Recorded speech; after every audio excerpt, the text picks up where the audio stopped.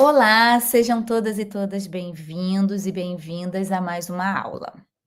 Para fins de acessibilidade, eu vou me autodescrever e, na sequência, descrever o slide. Sou a professora Kelly Maia, meu sinal em Libras é a letra K, fazendo menção aos meus cabelos. Sou uma mulher de pele clara, cabelos castanhos com luzes e estão na altura dos ombros. Uso um óculos com aro marrom e vermelho. Uso uma blusa branca e estou diante do meu notebook, que ao fundo eu tenho a logo do curso da licenciatura em Educação Especial. O enquadramento da tela está na altura dos meus ombros. Esse primeiro slide é a capa de apresentação.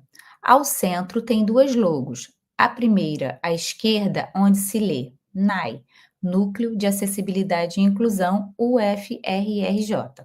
E a segunda logo, à direita, lê-se Coordenação de Desenvolvimento de Pessoas. Na parte inferior, algumas mãos levantadas, coloridas, que representam a diversidade e a inclusão. No rodapé, em sequência, da esquerda para a direita, estão as logos da Universidade UFRRJ, SEAD, curso de licenciatura em Educação Especial. Essas logos se repetem no decorrer de toda a apresentação nos próximos slides. Passando para o segundo slide, temos a contracapa da apresentação, no qual se lê na parte superior, ao centro, o nome do curso, Avaliação da Aprendizagem Acessível. E logo abaixo, no centro também, lê-se então o título dessa aula de hoje, Avaliação da Aprendizagem para Pessoa com Deficiência Visual. Abaixo, e terminando então nesse slide, a gente tem o meu nome, professora doutora Kelly Maia. No slide seguinte, a gente já começa com a temática dessa aula, com o assunto dessa aula de hoje. Então, o assunto vai perpassar por 4 temas: aspectos históricos, o conceito da deficiência visual, sistemas de apoio para a pessoa com deficiência visual e orientações para o planejamento e execução da atividade. O objetivo, então, dessa aula é propiciar conhecimento sobre a aprendizagem da pessoa com deficiência visual, fornecer orientações para uma avaliação acessível.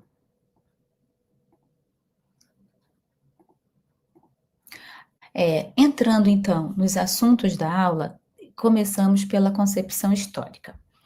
Na antiguidade, na Idade Média e parte da história moderna, as opiniões populares sobre a pessoa com cegueira era pensada de 2 modos, era vista por 2 lados. Uma primeira concepção era considerar essas pessoas como indefesas e abandono mesmo dessas pessoas em seus lares e ruas. Por outro lado, tinha uma ideia de misticismo dessas pessoas, que elas tinham um outro modo de ver e enxergar a realidade, e por isso tinha uma questão mística que envolvia ela, de espiritualidade, uma coisa assim sobrenatural, um sensorial acima das outras pessoas. E no iluminismo, já começa então a prevalecer uma visão de ciência, de biológico sobre essa pessoa. A deficiência de um órgão aumentaria então o sistema nervoso central dessa pessoa, e ela veria então a compensação dessa cegueira pela sobrevalência, o aumento então do outro órgão, de outros órgãos. Então, se tem de um lado a deficiência de um órgão, né, dos olhos, no caso, eu teria então a ideia de que outro órgão, como a audição, outros sentidos, como a audição, como a memória, seria mais aguçada. Então, uma ideia ainda que não condiz com o que a gente tem hoje, mas uma ideia ainda de compensação de órgão, de biologia mesmo, de sistema da pessoa, de órgão. E aí, entrando ainda no que a gente tem hoje, da conceituação, a gente tem a condição sensorial, a deficiência visual como uma condição sensorial, na qual ocorre a perda total ou parcial definitiva, congênita ou adquirida da visão, o que impacta né, o modo como a pessoa percebe e as informações visuais do mundo social, cultural e material. Então, a gente tem uma classificação que se divide em cegueira e baixa visão. Eu vou explicar mais um pouco no próximo slide o que é cada uma tecnicamente e depois tentar explicar um pouco a nível de uma explicação mais prática, digamos assim. Então tá, a cegueira, tecnicamente, é a perda total ou pouquíssima capacidade de enxergar, uma condição na qual a acuidade visual é igual ou menor que 0,05 ou 20/400, no olho que enxerga melhor e com a melhor correção óptica. Veja, é um conceito médico, um conceito denso, mas necessário para o que a gente tem hoje de determinar o que é então uma cegueira e o que não é uma cegueira.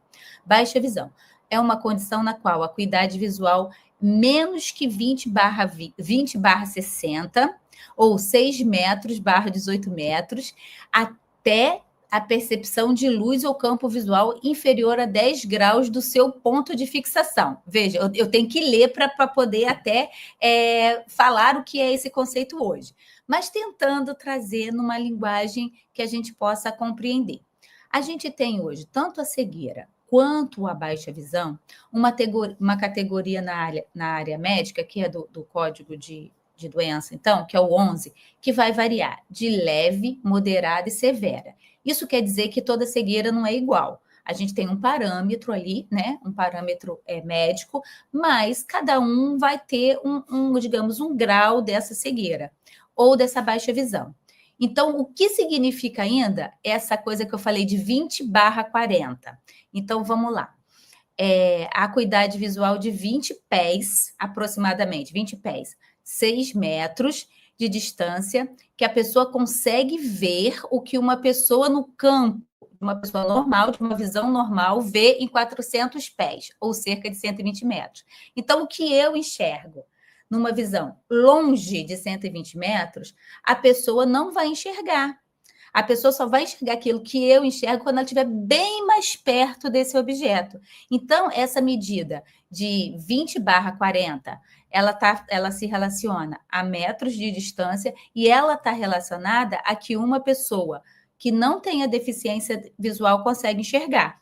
E aí, lógico que a ciência vai estar lá para provar isso, vai ter experimentos que vão ratificar essa questão da distância. E aí, essa baixa visão, então, que tem um funcionamento visual que não pode ser sanado, quando a gente pensa em deficiência visual, a gente está falando de um comprometimento que não é um óculos, não é uma lente de contato, não é uma lupa ou uma cirurgia que vai resolver. Ele vai acarretar a diminuição desse campo, dessa acuidade visual da pessoa, que enxerga de perto ou de longe, ou dos dois ao mesmo tempo, e vai ser reduzido aquela metragem que eu disse ali, então, da baixa visão, 20/80.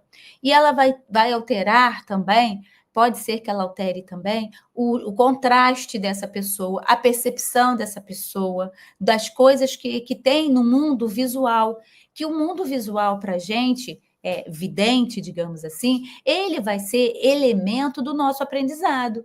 A gente não aprende só através de uma linguagem. É certo que a gente está num mundo visual, um mundo cheio de sons, cheio de outras coisas que ajudam no seu todo a gente a compreender esse todo da vida, digamos assim, o todo do que a gente precisa estar presente nesse mundo, da gente ser, vir, estar, circular, falar, conhecer. E aí, então, esses termos específicos da deficiência visual são termos que, para a gente da área da educação, pode ajudar na hora que a gente pega um laudo, por exemplo, desse aluno. Então, vamos lá. Nesse slide que está na tela, a gente tem um olho e a gente tem raios de cores diferentes. Sentindo na linha dos olhos, o que eu vejo na linha reta dos olhos, a gente pode dizer que é o campo central. E aí na imagem está tendo várias degradês desse cinza que vai explicar, então, o que é uma acuidade visual e o que é o campo visual, então, quando a gente está falando nessa questão do comprometimento da deficiência.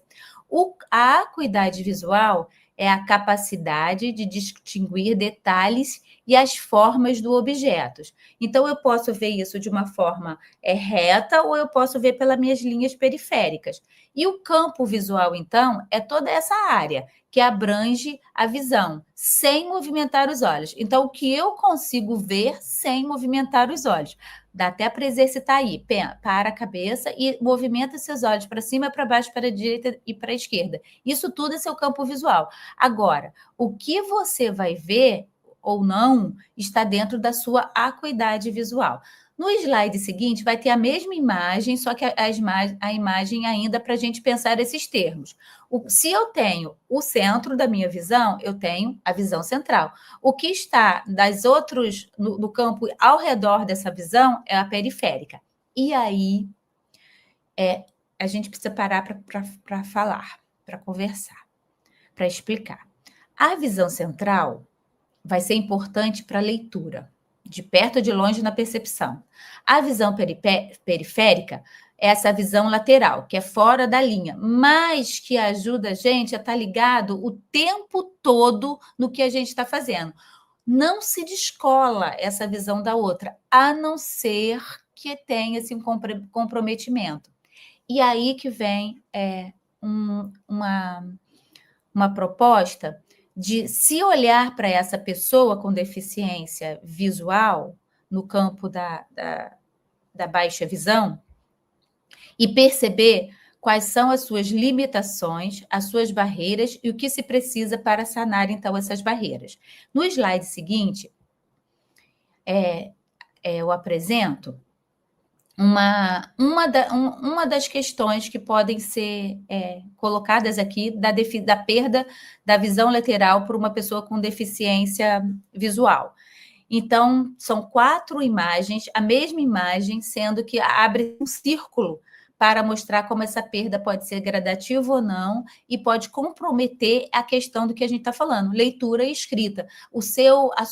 A hora que essa pessoa está lendo alguma coisa e principalmente quando ela está naquele período acadêmico, que está aprendendo na escola, na universidade.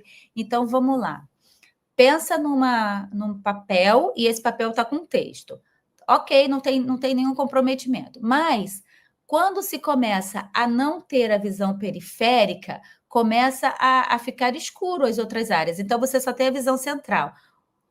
Para que você veja o todo, às vezes o aluno, o estudante pega o papel e começa a trazer para mais perto dos seus olhos. E sem movimentar a cabeça, ele começa a levantar apenas o papel. E quando ele começa a levantar o papel, ele está tentando ler o que a sua visão periférica não deixa ele ver. Então, quando perceber que um aluno está com comprometimento dessa visão, é porque, nesse sentido, não, repetindo, quando você ver um aluno, um estudante ou qualquer outra pessoa com o papel muito próximo, o computador, a tela do computador muito próxima, ele está levantando a tela, o papel para um lado, para o outro, é porque ele tem um comprometimento da sua visão periférica e para que ele leia aquele papel, seja imagem ou texto, ele precisa fazer esse movimento, porque ele só tem a visão central, a visão periférica dele está comprometida. Então, ele faz esse movimento. Não é porque está colando, não é porque está querendo imitar ninguém, não é porque está fazendo palhaçada. É porque ele tem realmente um comprometimento. Dito isso, passado essa primeira parte sobre questões técnicas, a gente passa um pouco para as questões de aprendizagem, então, da pessoa com deficiência visual. E aí tem um estudioso que a gente da educação especial vem mergulhando nos estudos dele, que é o Levi Vygotsky. Ele foi um estudioso de 1896 a 1934. No curso a gente vem falando muito dele, eu não vou me aprofundar na pessoa, tem vasta referência dele nas redes sociais que dá para conhecer todo o trabalho desse autor, desse teórico. E aí, nesse slide tem a capa do livro dele, A Obras Escondidas, tomo 5, que são os fundamentos da defectologia, que ele mergulha sobre a deficiência visual, que ele começa a fazer estudos, investigações sobre o universo da pessoa com deficiência visual. E aí é onde entra a contribuição para a educação e para a gente que é da educação sobre a aprendizagem desses sujeitos. Mais uma vez, não é desconsiderar a deficiência, não é desconsiderar o que a ciência na parte biológica já conseguiu até hoje. Tudo isso é necessário. Mas a nossa área é a área da educação. Então, a gente vai dialogar, então, com a educação e com os estudiosos, os teóricos dessa área. Então, eu trouxe esse autor e a gente vai pensar primeiro em aspectos gerais do que ele traz. O estudo dele, então, de Vygotsky, tem base na perspectiva histórico-cultural para o desenvolvimento da pessoa. O que isso quer dizer? Que essa pessoa vai aprender, que essa pessoa vai se desenvolver em relação com o outro, em relação com o meio, a partir dessas experiências do convívio social. E hoje isso está muito latente também, se a gente pensar na questão da acessibilidade.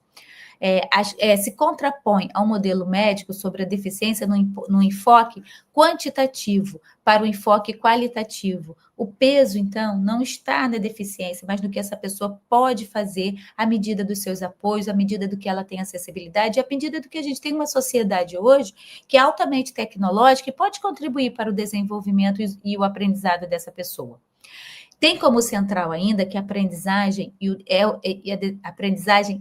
traz o desenvolvimento humano, impulsiona o desenvolvimento humano. E essa interação social nas relações vão ser profícuas para esse sujeito com deficiência visual, assim como qualquer outra pessoa que não tenha deficiência visual. A gente só precisa pensar o que é necessário estabelecer, o que é necessário se colocar como apoio de atitude mesmo, e até objetos, bens materiais, bens imateriais, para que essa pessoa possa ir, vir, transitar em segurança em todos os espaços e aprender, que é o que é principal para a gente. E ter autonomia. Não podemos esquecer em nenhum momento que a gente pensa que todas as pessoas precisam de autonomia. Ainda falando sobre esse autor e seus estudos, ele vai colocar que existe a deficiência primária e secundária. A deficiência primária é essa, orgânica. Essa que a gente viu a técnica no início. Está lá. Não negar os aspectos orgânicos da deficiência.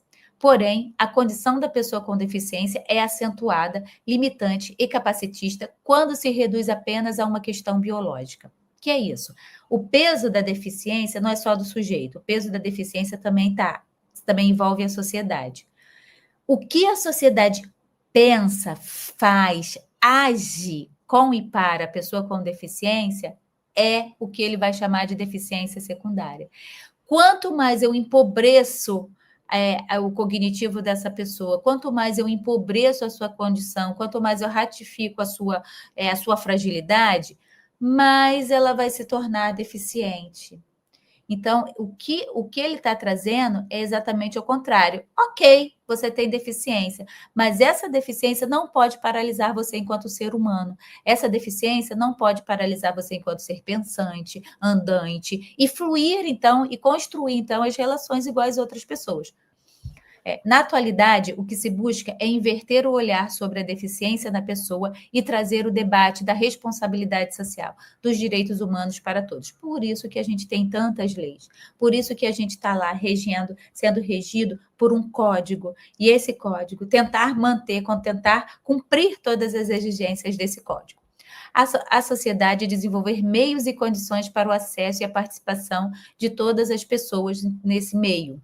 Isso é o que tem de modo global nos escritos desse autor, de Vygotsky. E ele vai ser, então, contemporâneo, porque ele vai trazer ainda essa questão da mediação social, que é a ação prática para o desenvolvimento do conhecimento prático, que é o cotidiano, e o pensamento lógico, que é o pensamento complexo. Então, o que eu aprendo no meu cotidiano e o que eu aprendo no coletivo de uma academia, de uma universidade, quando eu estou na escola do fundamental, depois do ensino médio e depois na universidade. Então, essa mediação social vai ser uma ação prática de tentar fazer com que essa pessoa se sinta confortável e possa, então, ter autonomia na sua participação. Tornar acessível para a pessoa com deficiência visual o aprendizado, quer dizer, elevar o aspecto cultural da comunicação e das relações sociais. Porque se você ficar no canto da sala de aula, ficar no canto da universidade, ficar no canto de um refeitório, não vai trazer conhecimento para esse aluno, não vai trazer autonomia para ele, muito pelo contrário, vai restringir a sua participação. Encontrar meios ao uso dos instrumentos, materiais e imateriais, para a apropriação dos bens culturais da humanidade. Então, o que eu preciso para que esse estudante, por exemplo, tenha acesso a essa aula?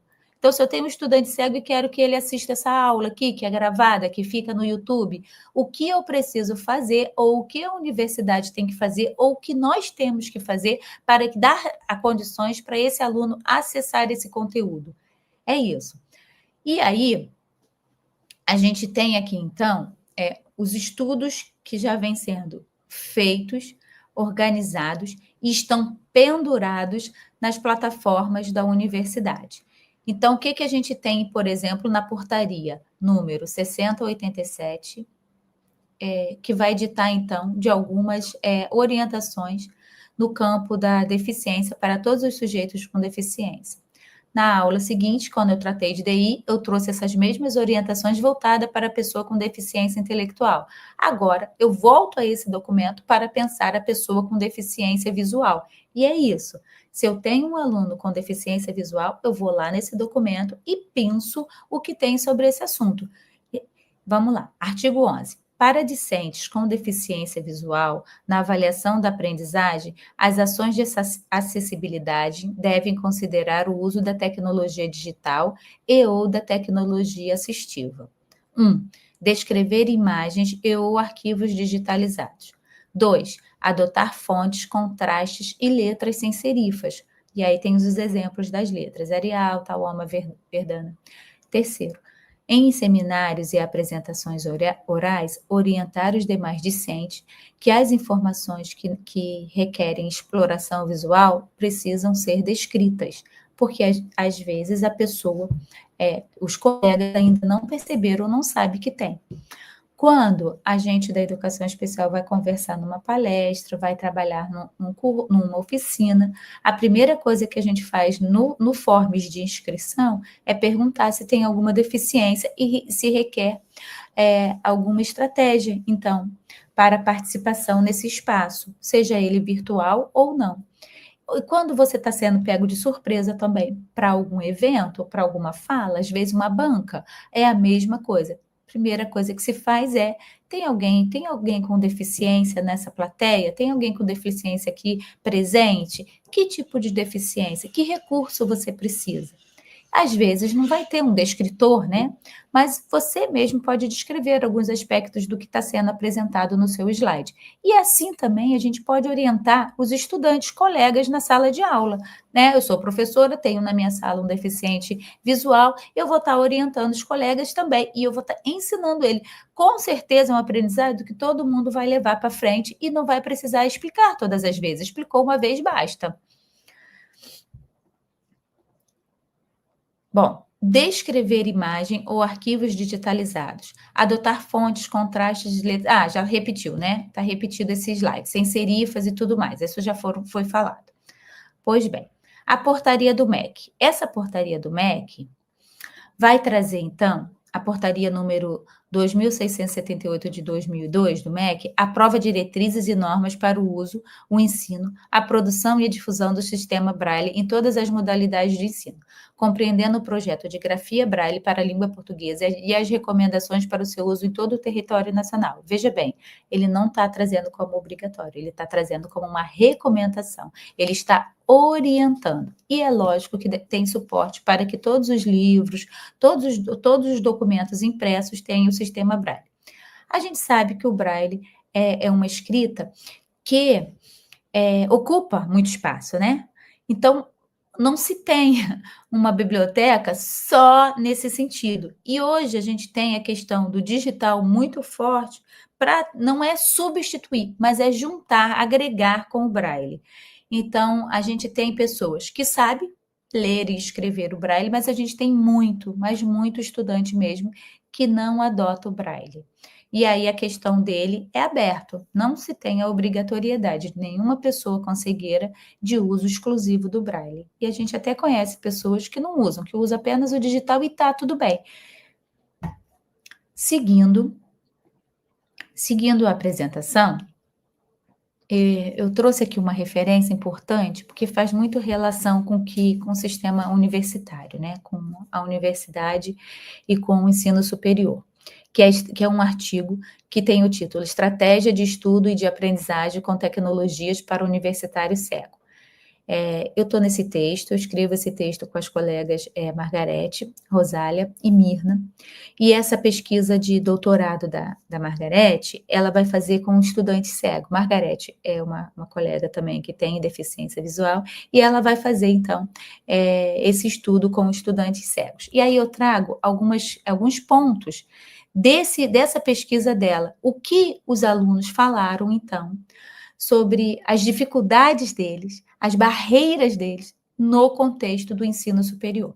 E aí eles apontam: utilizam a tecnologia digital e assistiva para o aprendizado. Porém, esses estudantes encontram dificuldade para realizar a instalação de software.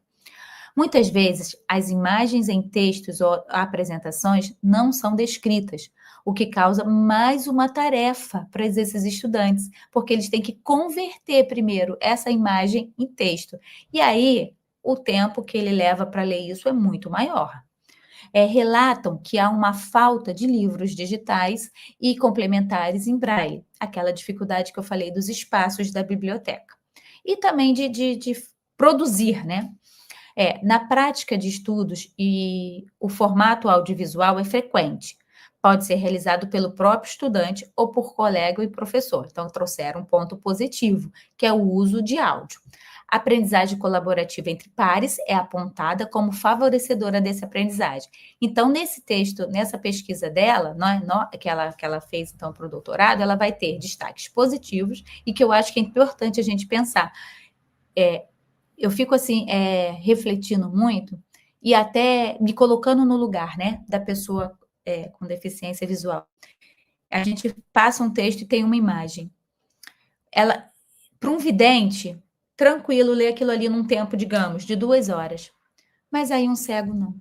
Além dele passar aquilo no leitor, ok, tá tranquilo ele passar no leitor de tela, no PDF, ele ainda vai precisar passar a imagem em outro aplicativo separado para incorporar aquilo no texto, para depois fazer a leitura, para depois interpretar e aí, consequentemente, entender. Então, o que para mim, vidente, 2 horas, para o cego vai ser 4 horas de leitura.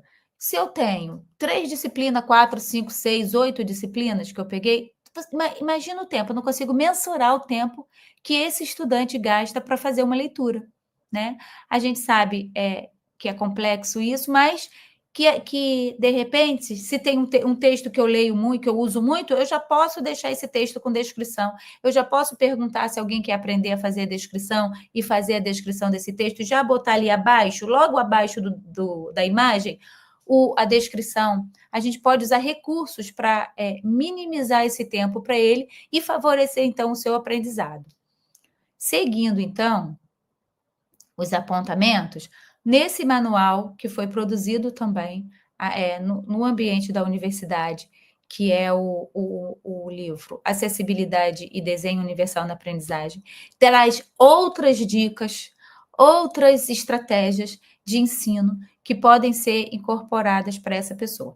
E aí, nesse slide seguinte, que tem o desenho da acessibilidade, né, o desenho universal da acessibilidade, e nesse manual eu pincelo desse manual apenas o que traz sobre o celular, que é o ambiente digital, que eu tenho falado muito, que o ambiente digital tem favorecido muito a aprendizagem do estudante com deficiência visual mais jovem, porque ele já começa a usar a tecnologia a seu favor. Então, nesse manual vai ter a utilização do Zoom, do leitor de tela NVDA, da descrição de áudio, de conteúdo falado, do rastreamento ocular, ocular, do reconhecimento de som. Isso tem em todos os celulares. Nesse manual está explicando, mas isso é modificado a cada vez, né? É atualizado. Então, se você pegar qualquer celular hoje, vai ter a aba da acessibilidade, e dentro da acessibilidade vai ter, pelo menos, vai ter todas essas condições, todas essas estratégias e possibilidades para o estudante usar. Além disso, a gente ainda pode, a gente que eu falo professor, eu uso nas minhas aulas a inteligência artificial para fazer a descrição da imagem. Depois eu vou lá, releio e modifico o que eu acho que tem que ser modificado. Vocês viram que no primeiro slide eu já fiz a descrição. Então, já passei lá na IA e depois eu fui e melhorei essa escrita, essa fala, essa descrição que a IA trouxe. Porque ela não traz ainda totalmente pronto a descrição, mas ela me ajuda. Passando, então, para o slide seguinte e o último que a gente faz de ideia, de proposta, de estratégia, eu trago dois aplicativos, dois softwares que contribuem nesse processo de estratégia para o professor que tem um aluno cego, que é o BMAS, que é um aplicativo que vai conectar, então, a pessoa com deficiência visual a uma assistência de uma pessoa vidente por videochamada. Então, eu, vidente, me inscrevo nesse Be My Yes e estou lá, tá o catálogo com meu contato. A pessoa cega está numa dificuldade no ambiente, ela liga para alguém daquele hall de catálogo de contatos, e essa pessoa, enquanto voluntária, vai ser o apoio para a pessoa cega se encontrar naquele lugar. Ela vai validar, então, aquilo ali. Então, tem a oportunidade, por exemplo, da pessoa cega ligar para o voluntário e pedir orientações. Eu coloquei o relógio da posição correta no pulso, por exemplo, ou então ele pode perguntar, eu escrevi na posição certa no caderno? E aí vai, qualquer assunto. É um aplicativo sério, é um aplicativo recomendado e vale muito a pena passar por essa experiência. E ainda tem o AD, que é o audiodescrição, que é mais usado, o mais usado, então, para traduzir imagens em palavras, tanto em conteúdo estático ou dinâmico. E ele descreve gráfico, cenas de filmes e ilustrações. É muito, muito bacana. E cada vez mais tem sido melhorado, tem sido atualizado para dar conta do que hoje a gente tem de universo de tecnologia. Então, essas são as duas dicas que eu deixo para conversar também com a pessoa com deficiência visual e pensar nessas estratégias. Caminhando para o fim, eu queria deixar como último slide essa questão. A construção do sistema de comunicação da pessoa com deficiência visual se dá pela oportunidade de informações táteis, auditivas, tecnológicas e significativas. As ações envolvendo a acessibilidade comunicacional e atitudinal favorecem o desenvolvimento e aprendizagem, então, dessa pessoa. Então, conhecer a estratégia, conversar com essa pessoa e, acima de tudo, compreender o que ela precisa a nível de barreira, de obstáculo de barreira e tirar esse obstáculo, então, para que ela aprenda. Então, nada mais do que o que a gente vem conversando, do que a gente vem colocando em todas as aulas. Não vai ser uma coisa impossível de fazer, porque a gente está falando de aspectos de estratégias educacionais. E olha, vou garantir para você, os estudantes universitários, eles já estão alfabetizados, eles já conhecem as suas dificuldades, eles já sabem das suas barreiras. A grande maioria já domina a tecnologia. Então, é só compreender como tornar o conteúdo das aulas acessíveis para esse sujeito.